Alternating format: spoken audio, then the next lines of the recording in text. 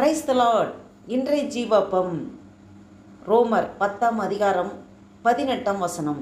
இப்படி இருக்க அவர்கள் கேள்விப்படவில்லையா என்று கேட்கிறேன். கேள்விப்பட்டார்கள். அவைகளின் சத்தம் பூமி எங்கும், அவைகளின் வசனங்கள் பூச்சக்கரத்து கடைசி வரைக்கும் செல்கிறதே. அல்லேலூயா. என் அன்பு தேவ பிள்ளைகளே, இதோட முந்தின வசனத்தை பார்த்தீங்கன்னா, ஆதலால் விசுவாசம் கேள்வினாலே வரும், கேள்வி தேவனுடைய வசனத்தினாலே வரும் என்று சொல்லப்பட்டிருக்கிறது. நாம் இதற்கு ஒரு ரெண்டு நாளைக்கு முன்னாடி தியானித்தோம் பாருங்கள். அவரை விசுவாசியாதவர்கள் எப்படி அவரை தொழுது கொள்வார்கள், அவரை குறித்து கேள்விப்படாதவர்கள் எப்படி விசுவாசிப்பார்கள், பிரசங்கிக்கிறவன் இல்லாவிட்டால் எப்படி கேள்விப்படுவார்கள், அனுப்பப்படாவிட்டால் எப்படி பிரசங்கிப்பார்கள். சமாதானத்துக்குரிய நற்காரியங்களை சுவிசேஷமாக அறிவிக்கிறோடைய பாதங்கள் எவ்வளோ அழகானவைகள் என்று எழுதியிருக்கிறதே. ஆனாலும் சுவிசேஷத்திற்கு எல்லாரும் கீழ்ப்படியவில்லை. அதை குறித்து ஏசையா, கர்த்தாவே எங்கள் மூலமாய் கேள்விப்பட்டதை விசுவாசித்தவன் யார் என்று சொல்கிறான். ஆதலால் விசுவாசம் கேள்வினாலே வரும், கேள்வி தேவனுடைய வசனத்தினாலே வரும். இப்படி இருக்க அவர்கள் கேள்விப்படவில்லையா என்று கேட்கிறேன். கேள்விப்பட்டார்கள். அவைகளின் சத்தம் பூமி எங்கும், அவைகளின் வசனங்கள் பூச்சக்கரத்து கடைசி வரைக்கும் செல்லுகிறதே. அல்லேலூயா. பாருங்க, தேவ வசனம் எல்லா இடத்துலையும் விதைக்கப்படுகிறது. இன்னும் நீங்கள் பார்த்தீங்கன்னா அப்போஸ்தலர் 1ஆம் அதிகாரம் 8வது வசனத்தில் நீங்கள் பார்த்தோம் என்றால், பரிசுத்த ஆவி உங்களிடத்தில் வரும்போது நீங்கள் பலனடைந்து எருசலேமிலும் யூதேயா முழுவதிலும் சமாரியாவிலும் பூமியின் கடைசி பரியந்தமும் எனக்கு சாட்சிகளாக இருப்பீர்கள் என்றார். பாருங்க, அப்படின்னா இது கடைசி காலமாக இருக்கிறது. சத்தியம் எல்லா இடத்துல விதைக்கப்பட்டிருக்கிறது. எல்லாரும் கேள்விப்பட்டிருக்காங்க. கேள்விப்படாதவர்கள் என்று இல்லை. இப்போ பார்த்தீங்கன்னா எல்லாரும் சத்தியத்தை கேள்விப்பட்டிருக்கிறார்கள். ஆனால் எத்தனை பேர் கீழ்ப்படிந்திருக்கிறார்கள்? ஒருவனை தேவன் இழுத்துக்கொள்ளாவிட்டால் ஒருவனும் பிதாவின் இடத்தில் வரான். அப்போ சத்தியம் எல்லா இடத்திலும் விதைக்கப்படுகிறது.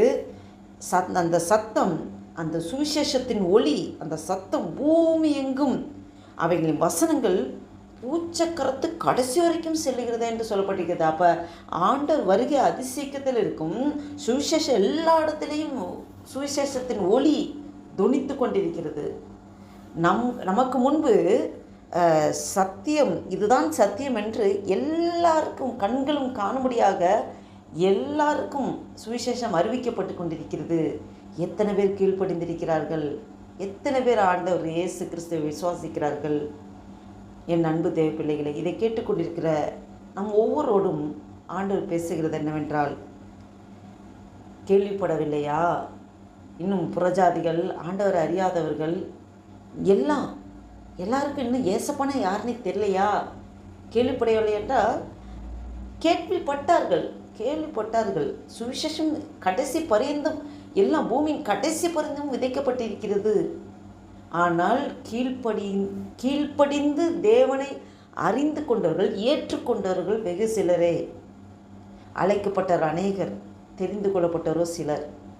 நம்மீது விழுந்த கடமை, சுவிசேஷம் எல்லா இடத்திலும் அறிவிக்கப்பட வேண்டும். நாம் இருதய பாரத்தோடு, ஒரு ஜெப சிந்தையோடு நம் அநேகருக்கு ஆண்டவர் அன்பை எடுத்து சொல்வதோடு மட்டுமல்லாமல், நம்முடைய வாழ்க்கையே கிறிஸ்துவை பிரதிபலிக்கும்படி சாட்சியாக நாம் வாழ்ந்து காண்பிக்க வேண்டும். ஆண்டவர் இதைத்தான் எதிர்பார்க்கிறார் நம்மோடு. அப்படி நாம் உலகெங்கிலும் தேவ பிள்ளைகள் பரவி இருக்கிறார்கள். வசனங்கள் எல்லாருக்கும், தேவ பிள்ளைகள் எங்கெங்கு பரவி இருக்கிறார்களோ அவங்க இருதயத்தில் வசனங்கள் விதைக்கப்பட்டிருக்கிறது. அந்த விதை ஆலமரமாய் வளர்ந்து அநேகருக்கு கனி கொடுக்கும்படியாக, அநேகருக்கு ஆசீர்வாதமாக, அநேகருக்கு கிறிஸ்துவை வெளிப்படுத்தும்படியாக, அநேகருக்கு நாம் ஒரு பயனுள்ள பாத்திரங்களாக திகழ வேண்டும். அதுதான் ஆண்டவர் நம்மோடு எதிர்பார்க்கிறார்.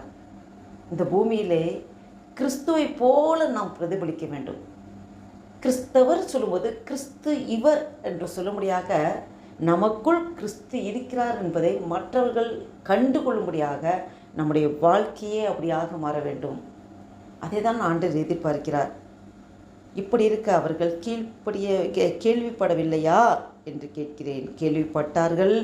அவைகளின் சத்தம் பூமி எங்கும், அவைகளின் வசனங்கள் பூச்சக்கரத்து கடைசி வரைக்கும் செல்கிறதே. அல்லேலூயா. ஒரு காலத்தில் ஆண்டவர் அறியாமல் தான் நாம் இருந்தோம். தேவன் நம்மளை தேடி வந்து பாருங்கள், தேவ பிள்ளைகள் ஏதாவது ஒரு விதத்தில் நமக்காக இந்த ஆத்துமா ரட்சிக்கப்பட வேண்டும், இவர்கள் தேவனை அறிந்து கொள்ள வேண்டும் என்று நமக்காக ஒரு 4 பேர் ஏதாவது ஒரு வகையில் ஜெபம் பண்ணியிருப்பாங்க. அந்த ஜெபத்தின் நிமித்தமாக தான் தேவன் நம்மளை தேடி வந்தார்.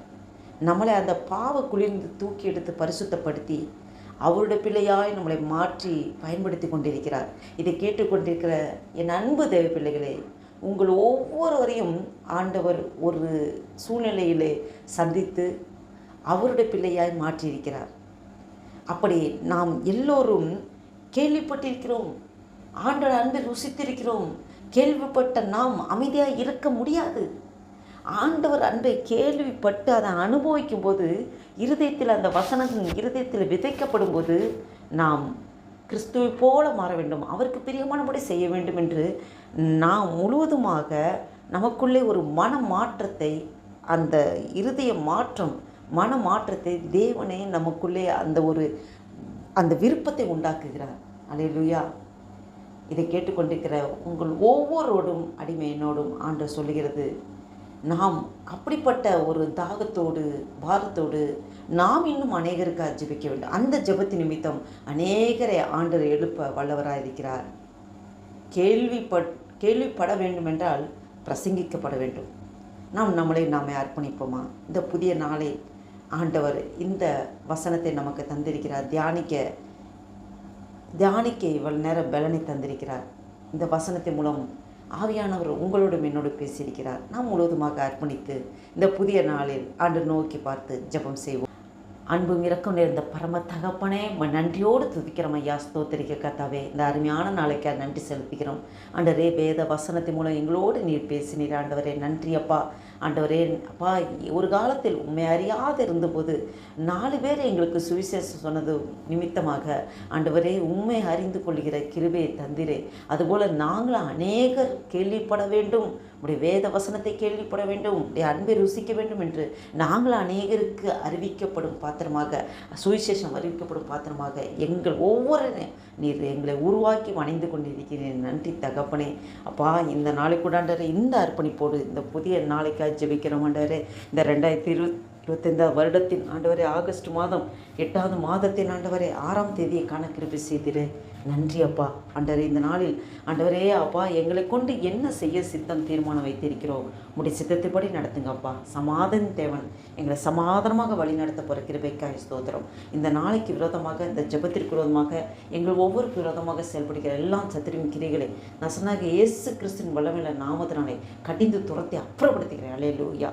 ஆண்டவரே நாமும் ஒன்றே மகிமைப்படட்டும் ஆண்டவரே. எங்களே தாழ்த்தி ஒப்பு கொடுக்குறோம், அர்ப்பணிக்கிறோம். இந்த வீடியோவை கேட்டுக்கொண்டிருக்க பார்த்து கொண்டிருக்க ஒவ்வொரு நீங்கள் ஆசீர்வதிங்கப்பா.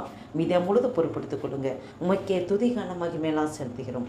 இயேசு கிறிஸ்து நாமத்தினால ஜெபிக்கிறோம் ஜீவனுள்ள எங்கள் நல்ல பிதாவே. ஆமென், ஆமென்.